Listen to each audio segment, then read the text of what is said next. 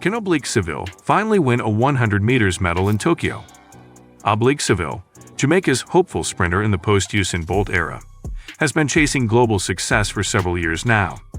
As we look ahead to the 2025 World Athletics Championships in Tokyo, Seville's name continues to be at the forefront of discussions in the 100 meters sprint. Despite multiple near-podium finishes, lingering injuries, and immense pressure, he remains one of the most consistent and promising athletes in the field. The big question is, can 2025 finally be his year? Let's dive into the key reasons why Oblique Seville could break through in Tokyo, the obstacles he still faces, and what it would mean for him and Jamaica if he finally earns that elusive medal. But before starting the video, be sure to smash that like button and subscribe to the channel so you never miss out on our upcoming videos. After narrowly missing the podium at the 2023 World Championships in Budapest, where he equaled his personal best of 9.86 seconds in the heats but finished fourth in the final, Oblique Seville returned to the drawing board. Determined to fix the final stages of his race, his camp, under the guidance of legendary coach Glenn Mills, placed a strong emphasis on strength and endurance training during the off-season. The final 10 meters, where he often loses momentum, became the focus of his evolution. In 2024, Seville's season was marked by quiet consistency and steady progress. He stayed injury-free and selectively competed in high-stakes events to sharpen his form. In March, he lowered his 200 meters personal best to 20.17 seconds, showing range beyond the 100 meters. Then, in a stunning performance at the Racers Grand Prix in Kingston, he clocked a world-leading 9.82 seconds, defeating Noah Lyles in what many saw as a breakout moment. At the Paris Olympics, Seville once again raised his ceiling, running a new personal best of 9.81 seconds in the semifinals. Though he ultimately placed 8th in the final, his upward trajectory was undeniable. Despite winning his semifinal at the Jamaican National Championships in 2025, Seville finished behind other competitors in the final and has yet to claim the national 100 meters title, having placed third in 2023 as well. Nonetheless, his rise continued with a strong showing in the debut season of Michael Johnson's Grand Slam track series. He finished second in the 100 meters at the opening event in Kingston and followed it up with second in the 100 meters and third in the 200 meters in Miami, securing the runner-up spot overall in the short sprints category.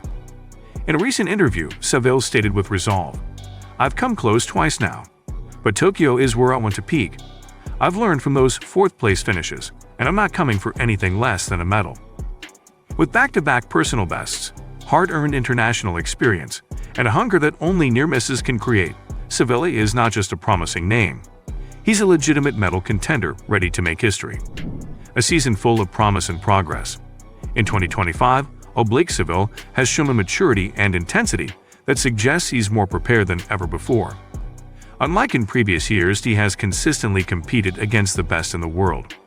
From racing Noah Lyles and Kenny Bednarek to standing toe-to-toe with Fred Kerley and Charnel Hughes, Seville is not backing away from elite competition.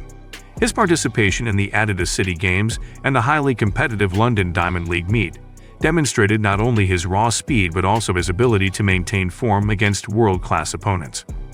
Another major positive in his 2025 campaign has been his increased focus on the 200 meters. While Seville is primarily a 100 meters sprinter, incorporating 200 meters races into his schedule has likely boosted his speed endurance. This shift is evident in his ability to maintain his top-end speed deeper into races. At the Jamaican National Championships and the London Diamond League, Seville showcased improved closing strength, a crucial difference-maker in races where victory is often decided in the final 10 meters. It's also worth noting that the World Championships in Tokyo are scheduled for mid to late September, giving Seville more time than usual to fine-tune his training, recover from minor injuries, and peak at the right moment. Technical and mental improvements. Technically, Seville's start has always been solid, often placing him in a strong early position during races. What held him back in the past was his ability to maintain that lead against the likes of Noah Lyles and Kenny Bednarek in the final stretch. But this year, with the addition of the 200 meters and more quality race reps under his belt, his overall race endurance appears to be leveling up. Mentally, he also seems more composed.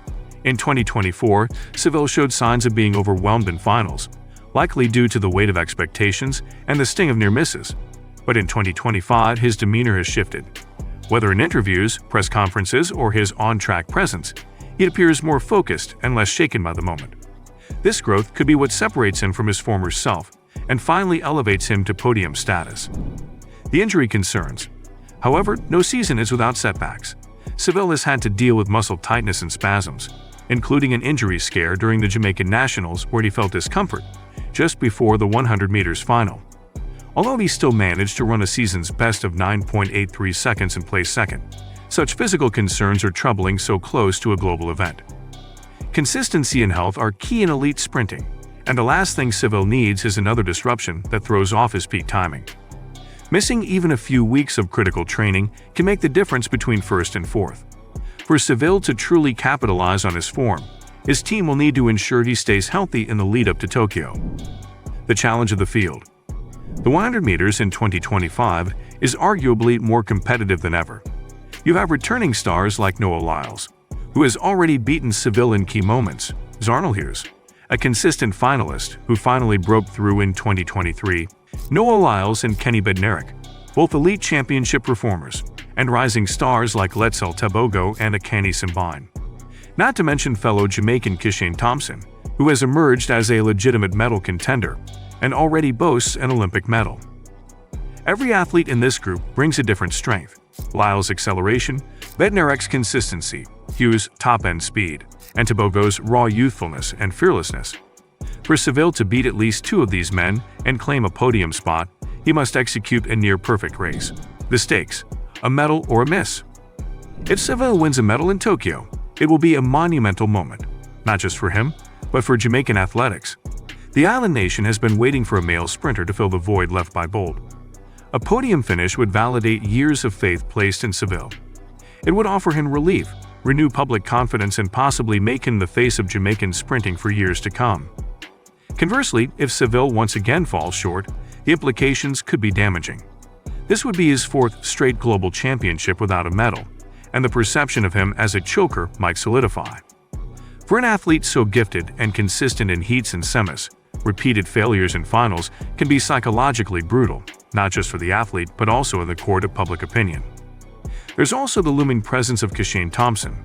If Thompson medals again and Seville doesn't, it could mark a changing of the guard within Jamaican sprinting. That narrative, whether fair or not, would dominate headlines.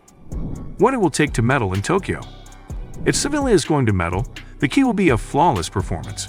He must explode out of the blocks as he typically does, maintain relaxed form in the dry phase, and hold off the surging finishes from veterans like Curley and young talents like Tebogo.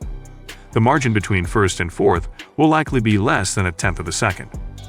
He will also need a bit of luck, favorable weather, clean starts, and no disruptions during the race. In championship sprints, every minor factor matters. Training smart, managing his body, and staying mentally locked in will give him the best chance. If his coaches manage his schedule carefully and avoid over-racing, Seville could be perfectly timed to peak at the biggest stage. A career-defining moment. Oblique Seville is no stranger to finals. He's proven he belongs among the world's elite, but belonging is not enough. Medaling at the 2025 World Championships in Tokyo would elevate his career and finally deliver on the promise he's shown since his teenage years. The opportunity is there. The competition is fierce, but so is Seville's talent and determination. Whether he stands on the podium or not, this year will be pivotal for how he is remembered. Will 2025 be his redemption, or will it be another year of what could have been? The eyes of the sprinting world, and especially those of Jamaica, will be watching closely in Tokyo. Thank you guys for watching. If you enjoyed this breakdown and want to stay updated on Oblique Seville's journey toward Tokyo 2025, don't forget to like, share, and subscribe. Drop your thoughts in the comments. Do you think he'll finally take home the gold? Let's keep the conversation going. See you in the next one.